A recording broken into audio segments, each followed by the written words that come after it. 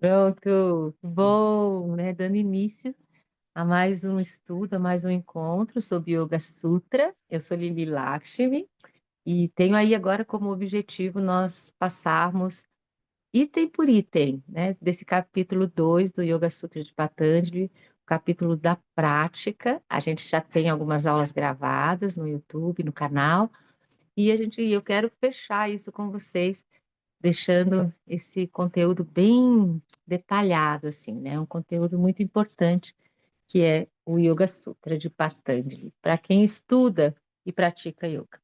Agora, antes hoje mesmo de começar, hoje, eu queria convidar vocês, assim, para junto comigo só poder silenciar, né, por um instante, preparar um campo interno para a gente poder adentrar os estudos. Então, encontre agora aí nesse momento uma posição do seu corpo, sentado, organizado, deixando a sua coluna ereta. Pode apoiar a palma das mãos nos joelhos ou os dedos entrelaçados, como for mais confortável para você, como for mais confortável para você. Feche um pouquinho os seus olhos. E quando você fecha os olhos, respira fundo, permitindo que esse vento que toca as suas narinas, que adentra o seu corpo, possa te levar para esse lugar, esse corpo-templo, onde a vida se faz presente. Então, sente nesse momento onde você está, abaixo de nós, o planeta Terra, acima do planeta Terra, cada um de nós assim, sentados, com a coluna ereta, topo da cabeça em direção ao céu. Percebe o espaço em volta,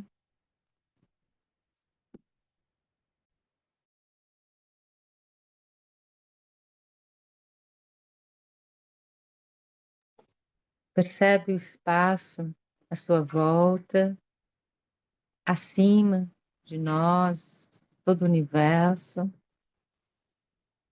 Respirando profundo e reconhecendo por alguns instantes esse lugar que ocupamos, presentes, aqui estamos.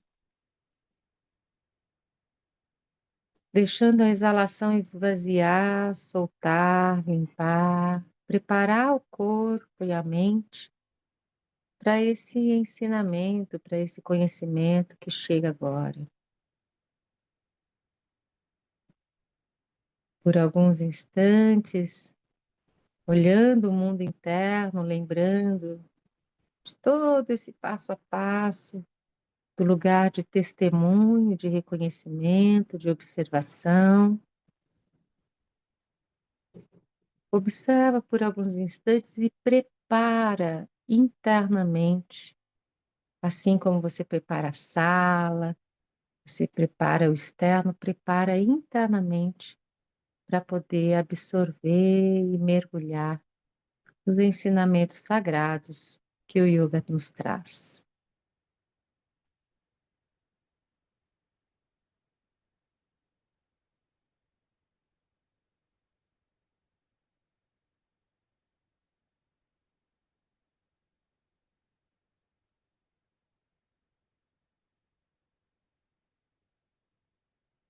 Permitindo por alguns instantes que o silêncio, né, o silêncio do corpo, o silêncio externo, interno, possa ser reconhecido, talvez ainda não tão vivido, mas reconhecer que existe um campo maior do que a forma. O espaço é maior do que o conteúdo. O invisível é mais amplo do que o visível. Observa isso, observa.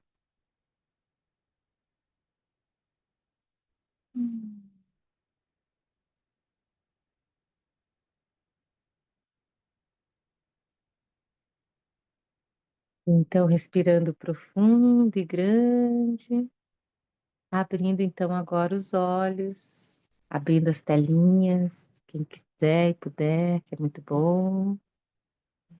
Achei propício, nós começarmos esse encontro, esse tema que nós vamos trazer hoje, encontrando dentro de nós um lugar, né, de observação, de testemunho e de reconhecimento desses dois universos, o universo material, o universo visível e o universo imaterial, o universo invisível.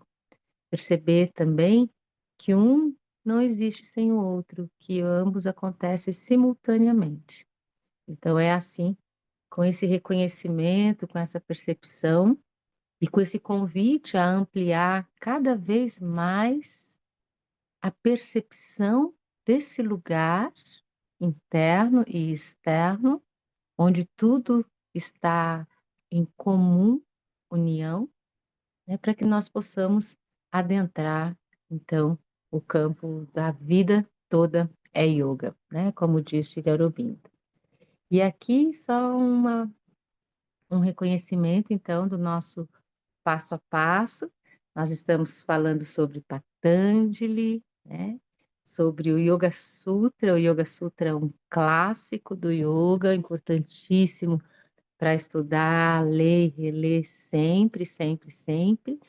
O yoga que conduz à plenitude é o yoga, o Ashtanga Yoga, que é o yoga de 8 partes, e a gente está pegando 2 partes, né? Nesse primeiro movimento do estudo, a gente está pegando 2 partes desse Ashtanga, os yamas e os niyamas. Os yamas, opa,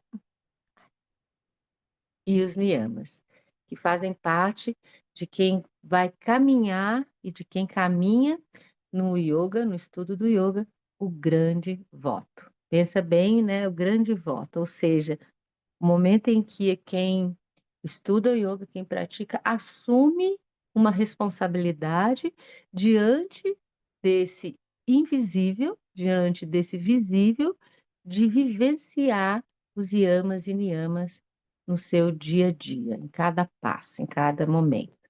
Então, estamos focando os yamas, que significa conter um impulso natural, que é o movimento da sobrevivência, e agora nós vamos falar sobre Brahmacharya.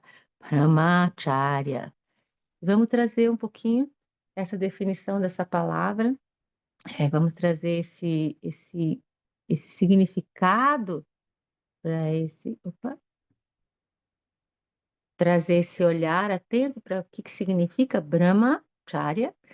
Brahma é essa força do absoluto, essa força maior, essa força que muitas vezes a gente pode colocar como Deus, mas cuidando para que essa palavra Deus não fique dentro de uma caixinha daquilo que faz parte da nossa cultura e do nosso entendimento, né? Lembrando assim que quando a gente está estudando yoga, nós estamos estudando uma filosofia anterior às religiões, anterior aos dogmas, uma filosofia do religare mesmo, em sua essência, do religar-se com algo divino. Todos os yogas têm esse objetivo, esse ponto em comum, que é a experiência de Deus, a experiência desse divino, a experiência desse absoluto. Então, Brahma faz parte, né, dessa força do universo que sustenta, que cria, que está em tudo e que principalmente observando os atributos de Brahman, aquele que não tem forma, é aquilo. Os Vedas traz como aquilo, né? Que ele vai além das nossas definições. É algo imaterial, onipresente, onipotente, invisível. Então, essa é a força de Brahma, de Brahma.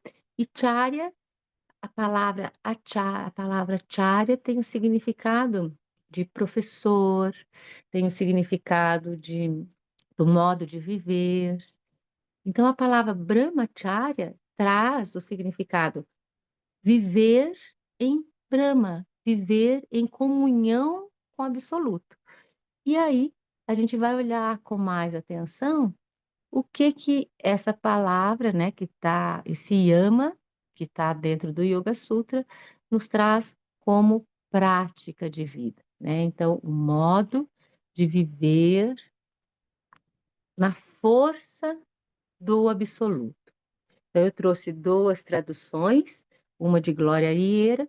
A primeira: no estabelecimento em Brahmacharya, a aquisição de poder e força. Então, no estabelecimento do modo de viver na força do absoluto, eu adquiro, eu vivo, né, a força e o poder. Diversos tipos de força e diversos tipos de poderes, né? Nós temos muito poder, muitos poderes. Inclusive, um dos poderes que nós temos é a palavra. A palavra é uma força poderosa. Então, pensamos na forma de viver em Brahmacharya é com que as nossas palavras possam ter o poder e a força de Brahman, do absoluto, dessa força maior da criação.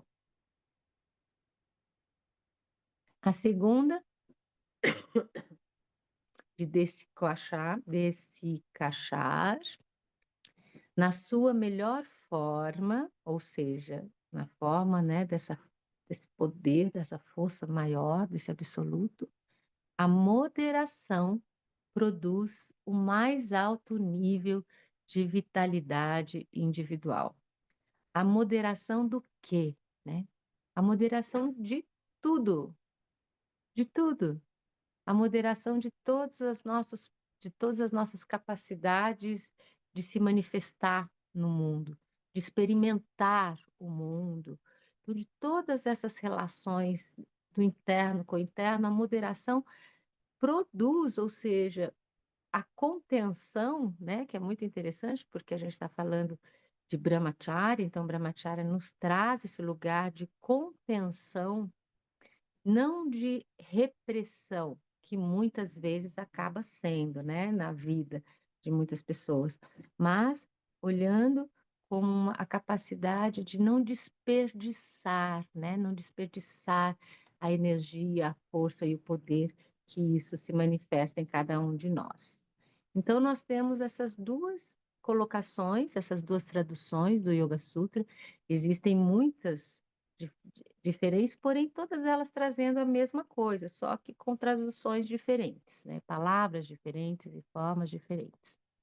Então, o que que começa quando a gente está olhando agora para Brahmacharya? A retidão das ações nas relações em todos os níveis. Para o que que acontece como objetivo do Brahmacharya? É que a consciência, a força divina, a força suprema, ela possa ser maior que os nossos instintos.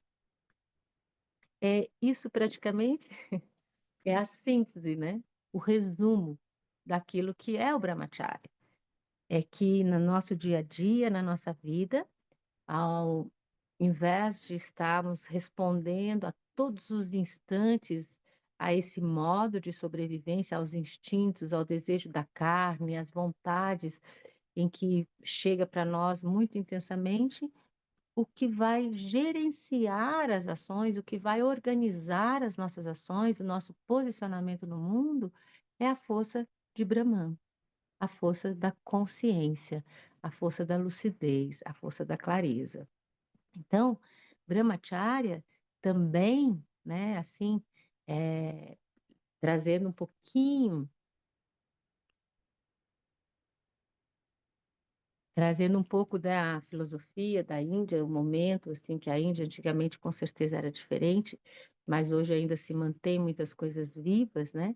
Brahmacharya é o momento também que a pessoa se abdica, se abstém, se afasta de todo o universo material que envolve, seja família, seja casa, seja trabalho, ela se retira e ela vai para um ashram para estudar, né, para vivenciar essa vida divina, essa vida de monastério, de mosteiro. Então, dentro da tradição, esse também é um significado de Brahmacharya, né? Mas então, pensando como que Patanjali, há tantos anos atrás, trouxe essa posição, invocou essa posição de como é que nós podemos viver o Brahmacharya na nossa vida. E principalmente hoje, trazendo para a nossa vida, né? Porque existe uma diferença muito grande no modo de viver da Índia, há 1.500 anos atrás, e o modo de viver hoje em qualquer lugar do nosso planeta, e principalmente para nós aqui, existe uma diferença grande. Então, olhar para o Brahmacharya para reconhecer quais são os aspectos fundamentais em que nós podemos trazer para a nossa vida. Um deles, a gente comentou ontem, um deles é esse momento em que a gente se retira, se separa um pouco dos afazeres cotidianos, das necessidades cotidianas e vive momentos de comunhão, comunhão com algo divino, comunhão com o conhecimento. É um momento de alimentar e de entregar nossas ações, nosso dia a dia para essa força maior. Por isso que é tão importante, né, até hoje, assim, os retiros, os estudos, as imersões, o momento de estar sozinho mesmo, consigo mesmo. Então, é um momento em que a gente está oferecendo a nossa vida para Deus. A gente está oferecendo a nossa vida para servir a algo maior e poder que essa força maior se manifeste e encontre espaço no nosso dia a dia para a gente poder saber o que que é e como que ela pode ser vivida no nosso dia a dia, como que ela pode ser trazida. Então, quando a consciência se transforma e toma o lugar dos instintos, tornando-se cada vez mais forte, mais poderosa e mais clara as nossas ações. Então, a gente olhando, continuando aqui um pouquinho, né, vamos olhar para esses significados todos que Brahmacharya traz, e uma da, dessa relação é o celibato, né, é esse momento em que contém, de contenção da energia sexual, porque também Brahmacharya fala e pontua muito intensamente a forma com que nós lidamos com essa energia poderosíssima, que é a energia sexual em nós, que é a energia de Kundalini em nós. Um dos aspectos da energia de Kundalini é essa energia da sexualidade. Então, hoje, né, e quando a gente olha assim para tudo que a gente está vivendo, nós percebemos e reconhecemos que a gente tem um desequilíbrio tremendo no uso dessa força, desse poder em nós. Desde, né, dos aspectos, quantos caminhos espirituais hoje, né, a gente vê na Igreja Católica, no yoga, na ayahuasca, no xamanismo, né, em todos os caminhos aí espirituais, está todo mundo trabalhando a evolução, trabalhando a elevação da consciência, trabalhando o amor. Algo surge dentro da sexualidade em que nos surpreende, né? A gente fala, nossa, como que a pessoa pode fazer isso, né? Abusos e várias coisas acontecendo. Então, quando a gente está atento a isso, a gente reconhece o poder que essa energia tem de transformar e de se tornar tão intensa a ponto de perder os princípios vitais, os yamas e niyamas, a não violência, o contentamento, o brahmacharya, a contenção dessa energia, o asteya, o não roubar, né? Então, observa que um yama carrega todas as forças, né? A maioria das forças do outro yama também está contido em um. Então, quando a gente está falando dessa contenção da energia sexual, nós estamos olhando hoje, né, para com mais objetivo, assim, para que forma nós usamos e lidamos com a nossa energia sexual. a gente pode se envolver, a gente pode ir atrás disso no interesse muito pessoal, muito individual, de suprir as nossas próprias necessidades, de suprir os nossos desejos, os nossos apegos, de suprir e falar, nossa, ah, por exemplo, quanta gente fala, nossa, eu estou precisando descarregar. Isso é comum as pessoas dizerem que hoje elas precisam fazer sexo para descarregar. Como assim descarregar? Descarregar no outro aquilo que está te sufocando, que está te deixando triste, que está te deixando com raiva? Olha que como a gente está distorcendo a força e o poder dessa energia sexual, que é uma energia de união, que é uma energia de transcendência, mas ao mesmo tempo usada de uma forma errada, conduzida por um caminho, ela pode se transformar numa das maiores forças do ego, do egoísmo puro, da obsessão, né? Então a gente está percebendo isso com muita intensidade. Então, para nós hoje, na nossa história, no nosso momento, o Brahmacharya, ele não fala para a gente não ter relações sexuais, mas sim para a gente poder reconhecer como é que nós usamos a nossa energia sexual.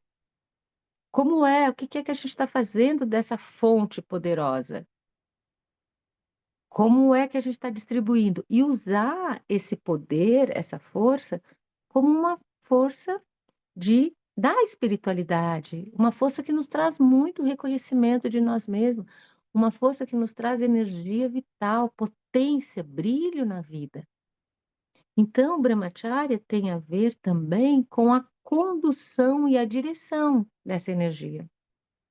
Por isso que quando você vai fazer um trabalho espiritual, né, muitas vezes, seja um retiro mais intenso, em um ashram, seja um trabalho com ayahuasca, ou seja, outros trabalhos espirituais, o que é recomendado? Que você fique alguns dias, por exemplo, sem estabelecer relações sexuais. Por que será, né? Que isso é recomendado por todos, pela maioria, né? Quando leva a sério. Exatamente porque corre esse risco de as pessoas, de nós não estarmos sabendo como lidar com essa energia. E utilizar de uma forma totalmente egoísta, de uma forma totalmente para puro prazer, para pura satisfação. E muitas vezes essa força é tão poderosa que a satisfação de um consiste no sofrimento do outro, né? Porque é uma força que traz o nosso inconsciente muito intensamente. Então, nós vamos reconhecer muitas vezes que quem né, sofre determinados movimentos sexuais descompensatórios, em algum movimento das ações, vai carregar isso que está no inconsciente para as suas ações diárias. Então, no Brahmacharya, essa contenção dessa energia para não deixar que ela seja esparramada, mas sim para que ela possa voltar para dentro do nosso corpo e ser revertida em um tempo e espaço em prol de um estudo de Brahman, em prol desse estudo dessa força. E aí sim, dentro dessa consciência comum, em comunhão com o absoluto, a relação sexual, ela se torna de outro tipo. Ela se torna uma outra forma, né? Ela torna-se realmente essa comunhão, não só com o outro, mas com o divino que habita em nós. Essa é a comum união. Então, essa força, e é tão interessante também, fazendo um reconhecimento agora, né? Pensando que esse texto, né, assim como os Vedas, mas esse texto do Yoga Sutra já foi escrito há tantos anos atrás, na Índia, numa outra cultura, de uma outra forma, e que hoje, na nossa história, o quanto será, né, que nós precisamos desse ensinamento? Olha como os ensinamentos, eles se fazem verdadeiros e essenciais desde uma época antiga para a época atual. Quanto nós estamos vivendo esse distúrbio hoje, esse desequilíbrio, né? A gente, de repente, agora a gente começa a saber tanta a quantidade de abusos, né? Que está muito comum entre todos nós, de diferentes formas, de diferentes contextos. Então, para quem exatamente é totalmente atemporal. O yoga é um ensinamento atemporal, né? Que serve para esse momento intensamente. Olhar para isso com bastante, né, objetividade, para que a gente possa reconhecer de que forma nós estamos compondo e fazendo parte dessa história da humanidade, né? Então, esse nessa posição assim, né, inicial do Brahmacharya, nós vamos olhar e vamos compreender que a não promiscuidade, até mesmo a fidelidade na vida conjugal, se isso for, né, o acordo, né? Exatamente, são muitos vícios negativos. E os vícios são caminhos neuronais em que compõem a nossa estrutura cerebral e que se mantém em funcionamento constante. Então, para mudar esses vícios, para mudar esses circuitos, é necessário fazer novas atitudes. E não é uma vez, duas vezes, três vezes, porque assim como a gente foi adquirindo esses vícios, fazendo e repetindo e repetindo, repetindo, nós temos que refazer esses caminhos, repetindo, repetindo, repetindo, repetindo. Então, esse olhar de como lidar, né, com a nossa energia sexual faz parte aí do Brahmacharya, né? E isso naturalmente reflete, né, a postura das ações, como a gente se posiciona, como a gente se caminha no mundo. E observando também, né, com aquele olhar da consciência que vê, que as nossas ações elas estão totalmente vinculadas aos aspectos mentais. E aí a gente cai nisso, né, Duda? Então, se são os aspectos mentais, se existem vícios nesses aspectos mentais, as minhas ações nascem a partir desses vícios, a partir desses hábitos. E geralmente, na maioria das vezes, só se torna um vício, só se torna um hábito que não é saudável, porque a gente não consegue ver. Então, por isso, a consciência que vê que reconhece que a gente tem determinados padrões, determinados vícios que não são harmônicos, que roubam aqueles tesouros todos que nós vimos na aula passada, né, que são tão importantes para o nosso dia a dia. Eles roubam de nós porque a gente vive nesse samsara, nessas sanskaras, nessas marcas mentais constantes. Então, e aí, como lidar, né, com essa contenção dessa energia, que muitas vezes vem fervendo, e que muitas vezes se transforma em raiva, que muitas vezes se transforma em apego, que muitas vezes se transforma em obsessão, né? A gente pode ver todas essas características aí acontecendo intensamente na nossa vida, né? Muitas vezes, através desse autocontrole com amor. Porque lembra, a gente está falando de yamas. Yamas é autocontrole. Autocontrole. Então, autocontrole com amor. Então, se eu reconheço que tem essa energia da agressividade em mim, que de repente pode ser, sim, uma energia sexual explodindo, querendo se manifestar, o que que eu vou fazer com isso? Cada um busca recursos para sublimar, para renovar, para ressignificar essa força potente que está me causando tanto desconforto, com amorosidade, né? Seja mexer na terra, seja praticar yoga, seja fazer uma massagem, se virar de ponta cabeça, subir na árvore, colocar flores na sua casa, tomar um banho bem tomado, passar um óleo, ter um tempo para si mesmo, deitar sem roupa no meio do mato, qualquer situação você buscando esse autocontrole através desse autoamor, ou seja, você direcionando essa energia potente que está explodindo para si mesmo, para poder usar essa energia para aquilo que for realmente necessário para a sua vida. E cada vez na vida e cada momento na nossa vida vai ser de um jeito. Cada vez vai ter uma necessidade. Então, observa aqui um ponto fundamental que não é com repressão, que não é com imposição, não é exigindo, mas é identificando e com amorosidade fazendo os contornos, cortando as arestas, buscando um novo caminho. É como é, quando a gente cuida de uma planta, que a gente começa a perceber que ela está crescendo talvez para um lado muito exagerado, a gente vai lá e corta aquela partinha, a gente vai para o outro lado e corta, né? Essa poda para fazer com que a planta tenha a energia ideal, vital, circulando no mais potente dela para fazer a distribuição correta, para ela poder florescer e se expandir. Da mesma forma, é a forma com que a gente lida com essa energia potente dentro de nós, cortando as arestas, fazendo as podas necessárias, fazendo os contornos necessários para que essa energia possa vir numa outra potência. E uma das potências da energia transformada da sexualidade é a criação, é a criatividade.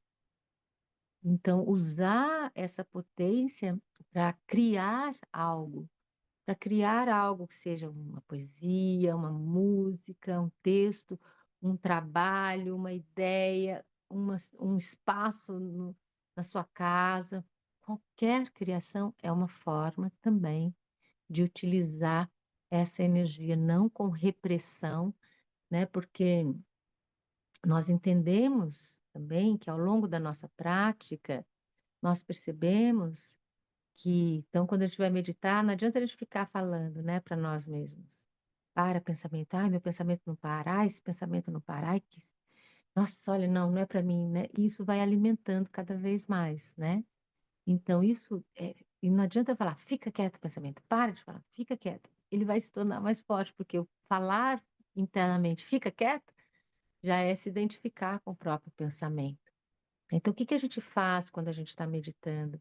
A gente solta os pensamentos, a gente não se apega a eles, a gente não fica questionando, se envolvendo com eles, a gente não fica nesse monólogo interno, mas sim a gente solta para ele passa para a gente perceber que ele passa, que ele se dissolve, que ele não tem tanta força.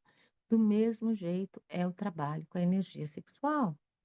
É o trabalho com essa energia da dispersão, com essa energia da agressividade, com essa energia que estimula o nosso ego na satisfação das suas necessidades animais, muitas vezes, né? Então, cuidar para que haja essa transferência, essa transmutação desse, dessa energia potente em nós, né? E com isso, o que que começa a acontecer, né? Começa a acontecer que os relacionamentos se tornam sagrados. Todos os tipos de relacionamento. Amizade, parceria, união, casais. Os relacionamentos se tornam sagrados.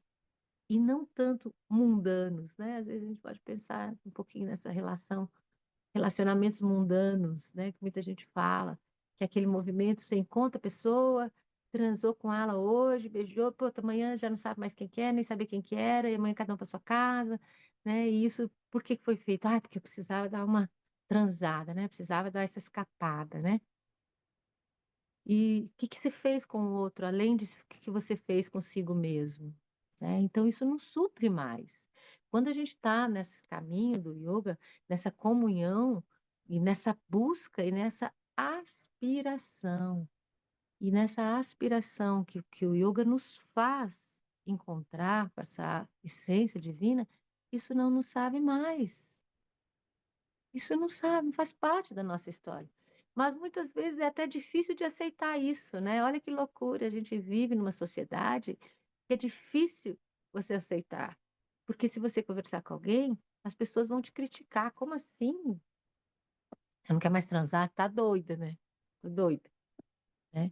Então, às vezes é um processo, né? Às vezes a gente tem que se desprender daquilo que velho, daquilo que significava para nós, para então a gente poder recriar esse novo lugar, compreender esse novo lugar que faz da sexualidade algo sagrado, que faz da sexualidade uma ponte para esse divino, que faz da sexualidade a própria comunhão com o divino, né? Então, as relações, elas passam a ser relações sagradas, né?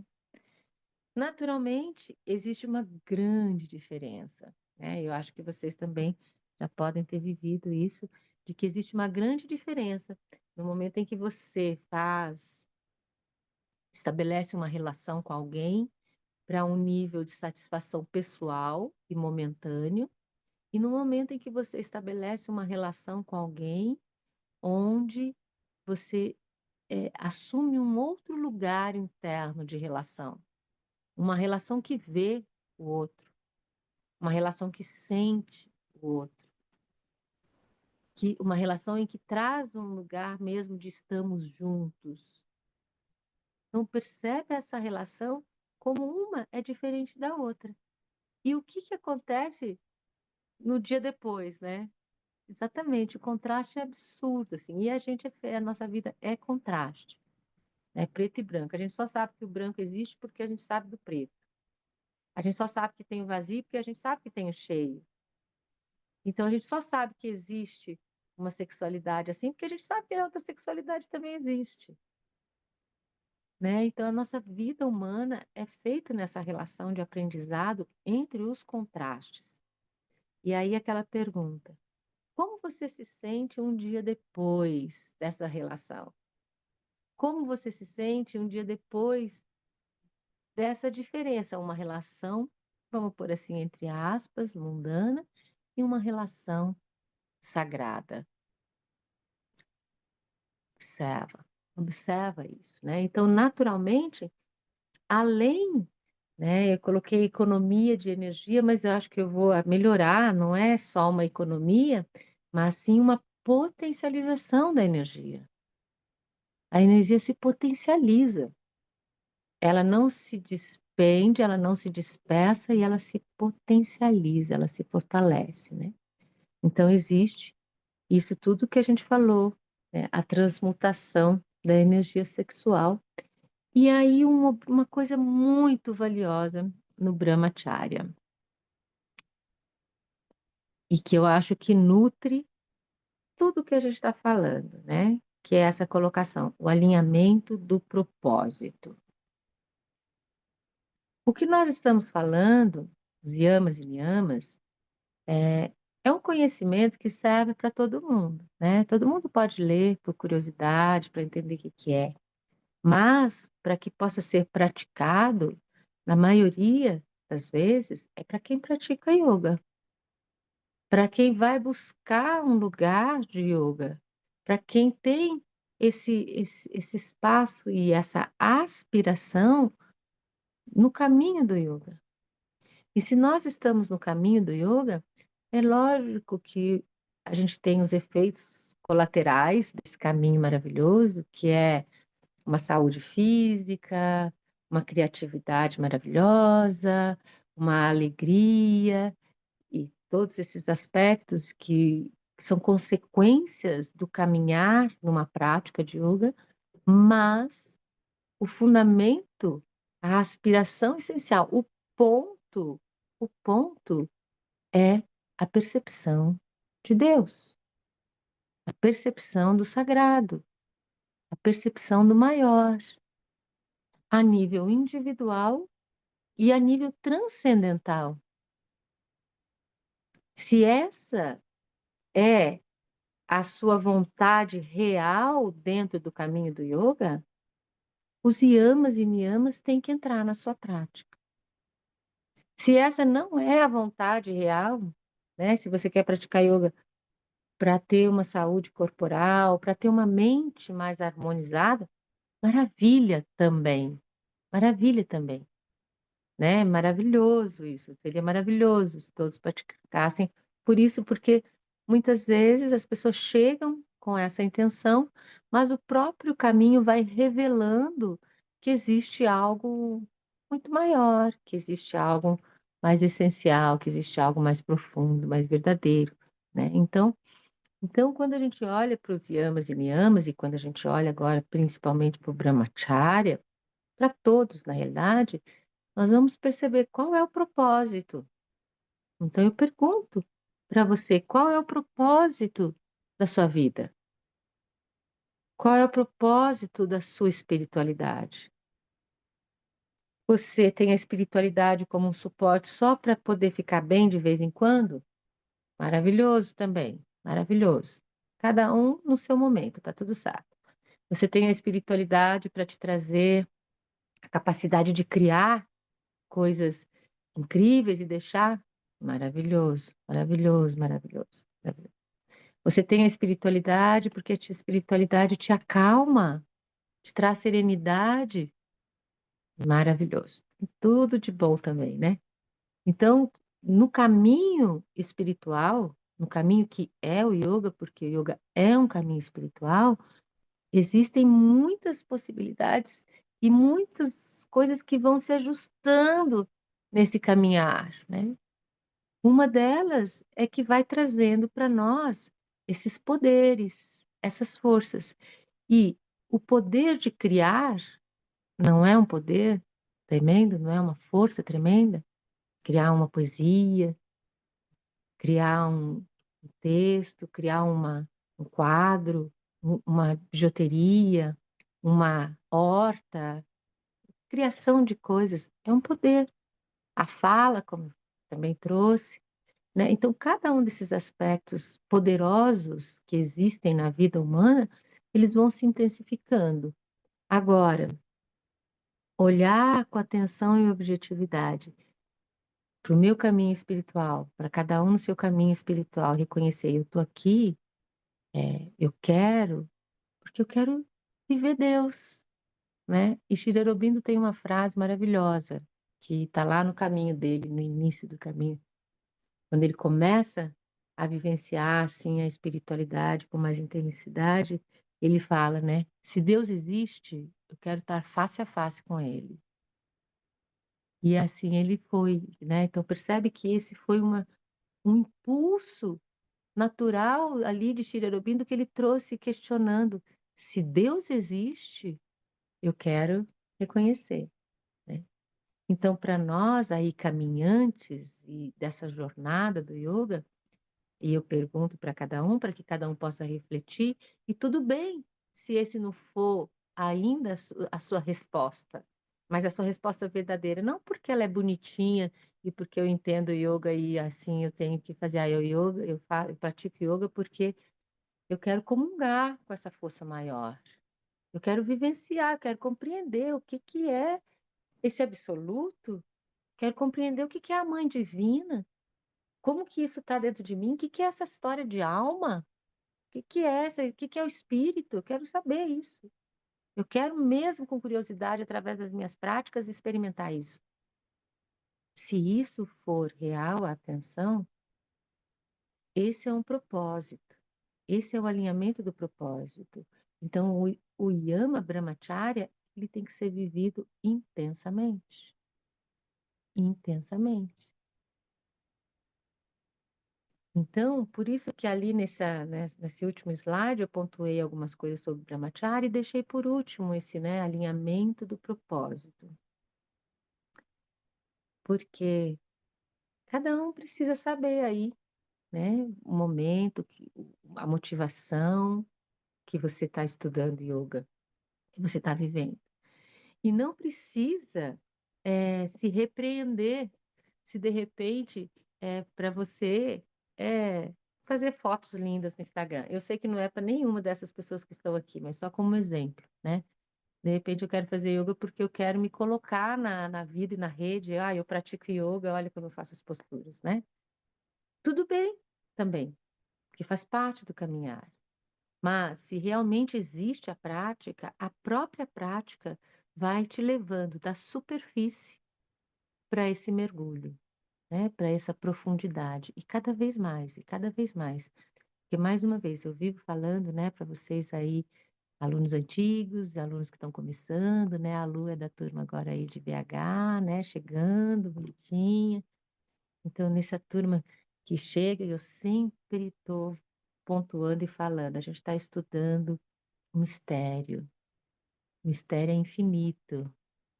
Então, poder abrir espaço dentro de si para olhar o mistério que não é compreendido, mas é experienciado, é vivido, cada vez mais, cada vez mais, cada vez mais. Isso faz com que o caminho seja uma constante descoberta, uma constante renovação de padrões que a gente está carregando. Então, hoje, para mim, por exemplo, hoje, para mim, fazer yoga para eu ter um corpo muito forte é o suficiente, é isso que eu quero. E você vai conseguir se você praticar. E depois, mais um passo, nossa, para mim hoje, eu quero suprir essa minha energia, essa minha necessidade sexual. Você vai na prática e você vai ter os movimentos. Eu quero trazer muita resiliência para a minha vida, eu quero me adaptar às questões que são muito difíceis da minha vida, eu quero me adaptar a isso, eu quero trazer uma forma, habilidades para lidar com as situações diversas. O yoga também vai lhe trazer. O yoga também pode lhe trazer. Tudo é proporcional à prática, né? Essa continha tão básica assim. A prática é que vai nos trazer o resultado. Então, mais uma vez, o yoga é prático. O yoga é prático. É o momento em que a gente agrega a filosofia à prática. Então, a gente está falando sobre os yamas, é só como um resumo para que a gente possa olhar esse propósito e olhar para esse yama que muitas vezes as pessoas até repelem, né? Não quero nem ver Brahmacharya, porque já relaciona Brahmacharya com celibatário, né? Com abstinência total de energia.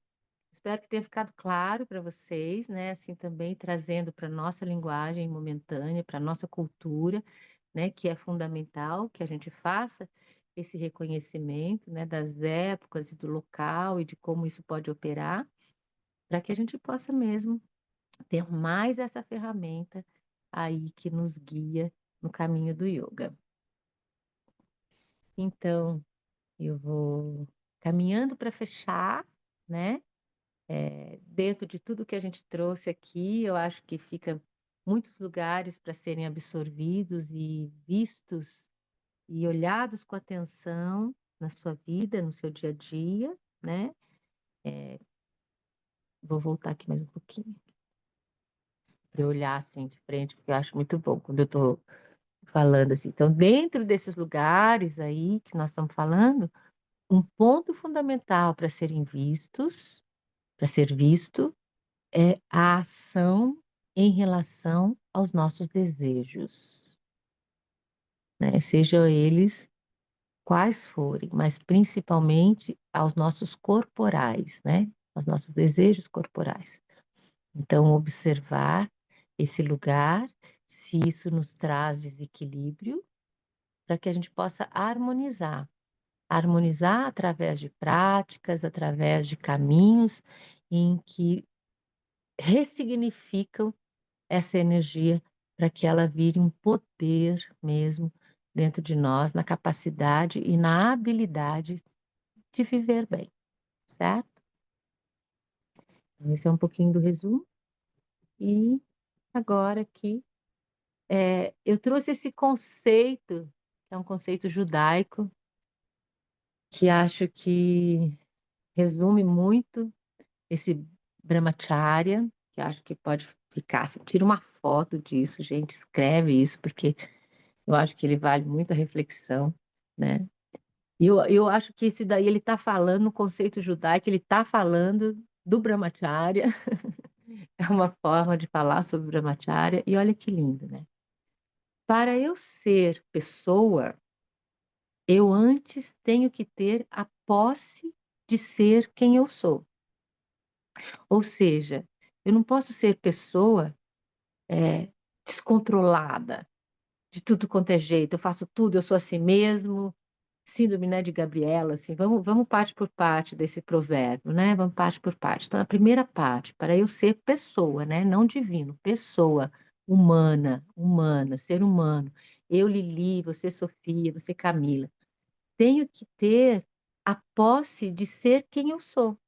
Ou seja, eu realmente entendo as minhas necessidades, eu entendo as minhas ações, eu compreendo as minhas potências, eu sei aquilo que eu anseio, eu sei aquilo que eu desejo, eu sei aquilo que eu quero, e eu consigo modular aquilo, né? Assim, não é uma coisa desenfreada, não é uma coisa totalmente aleatória, né? Não é uma polaridade lá em cima que de repente está querendo um monte de coisa e aí depois cai totalmente, não, não consigo nada, né? Não, é realmente se apropriar daquilo que é importante para você, pessoa, Luciana, para viver. Daquilo que é importante para você, Duda. Duda, características de cada um para ser pessoa nesse mundo. O que que é importante? Se apropriar disso mesmo. Esse eu sou, né? E no movimento de ser dono de mim mesmo, olha que lindo, e no movimento de ser dono de mim mesmo, ou seja, aqui quem manda sou eu. Aqui quem controla sou eu. Aqui quem tem clareza, quem tem objetividade sou eu.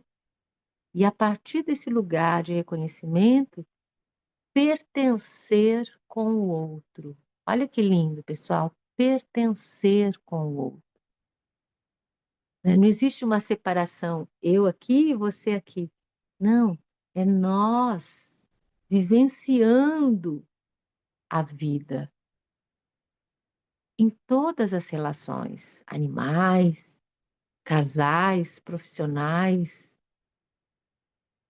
Eu, dono de mim, pertenço com o outro. Muito bom, né? E aí, então, aqui, só para a gente encerrar, né? Só para a gente poder encerrar, Brahmacharya não é negação, é direção. Não é sufocar o desejo, mas transmutá-lo em anseio pela alma, em anseio pela essência, em anseio pela força da vida em se viver. É quando o corpo, a mente e o coração se inclinam diante da luz, diante desse algo maior, diante do absoluto, e diz: que toda a minha energia seja tua. Ou seja, né, na Bíblia, Senhor, eis-me aqui. Ou seja, eu me coloco como persona, como pessoa, diante da sua força e eu permito que a sua força se manifeste através de mim.